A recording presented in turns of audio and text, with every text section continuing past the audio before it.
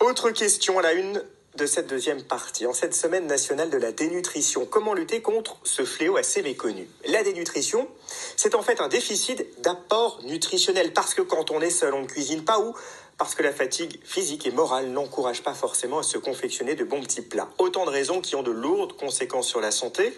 On va en parler dans un instant avec notre invité. Mais d'abord, découvrons cette initiative menée par les Petits Frères des Pauvres. Ces jours-ci, l'association a organisé des ateliers culinaires avec des nutritionnistes pour sensibiliser les plus âgés, notamment à l'importance de bien manger.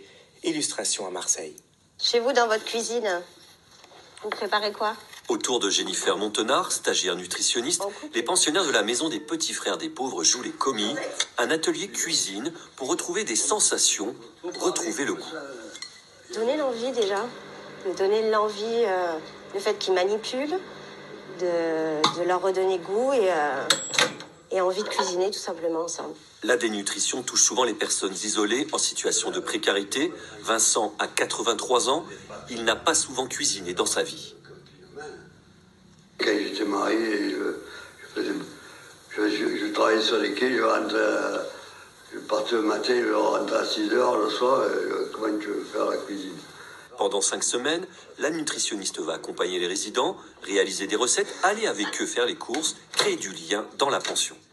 L'avantage d'avoir une stagiaire en diététique chez nous, c'est qu'on peut harmoniser du coup les repas et y mettre vraiment du sens au niveau des aliments et aussi du budget qui peut être alloué du coup pour la confection des repas. On se rend compte que tous les gens qu'on voit pas beaucoup dans la semaine, parce que moi j'ai beaucoup de choses à faire.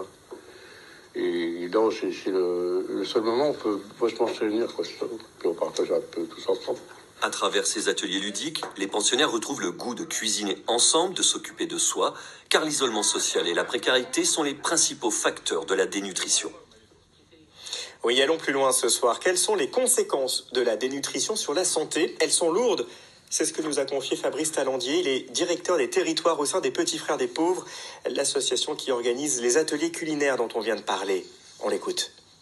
La dénutrition, elle a une conséquence de perte de poids, donc d'affaiblissement, donc de moins de mobilité, de moindre résistance globalement, puisqu'on est affaibli aux infections, aux virus, la grippe saisonnière par exemple, sur une personne dénutrie, l'affaiblit encore plus. Donc, j'allais dire, la dénutrition peut avoir des conséquences dramatiques sur l'état de santé, la fragilité et donc la perte d'autonomie des personnes âgées. Et oui, les personnes âgées, car sur les 2 millions de personnes qui sont frappées de dénutrition en France, 670 000 sont des seniors. Les malades du cancer sont également concernés, tout comme les enfants hospitalisés. Alors pouvons-nous tous agir pour tenter d'éviter cet état pathologique à nos proches, par exemple? Oui, nous répond Fabrice Talandier. Peut-être de faire en sorte que chacun se sente concerné dans son rôle, dans ses fonctions, dans ses missions, autour de ce phénomène.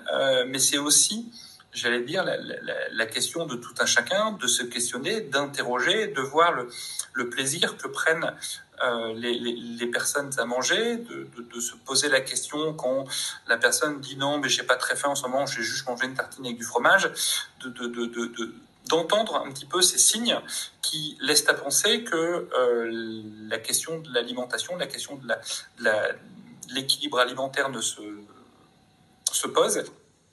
Et pour en savoir plus sur les solutions existantes afin d'aider ses proches en cas de dénutrition, je vous invite à lire cet article sur la page de France 3 Bourgogne-Franche-Comté.